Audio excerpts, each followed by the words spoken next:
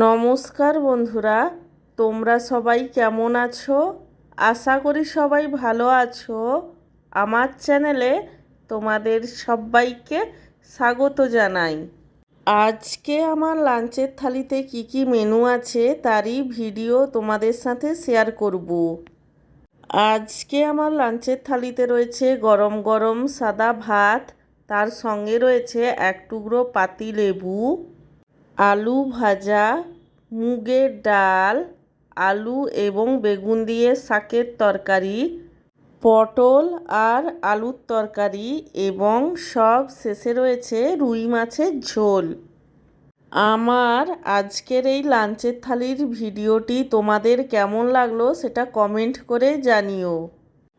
আর ভিডিওটিতে লাইক দিতে এবং চ্যানেলটিকে সাবস্ক্রাইব করতে একদমই ভুলো না। সব শেষে তোমাদের সবাইকে জানাই আমার তরফ থেকে অসংখ্য ধন্যবাদ ভিডিওটি দেখার জন্য।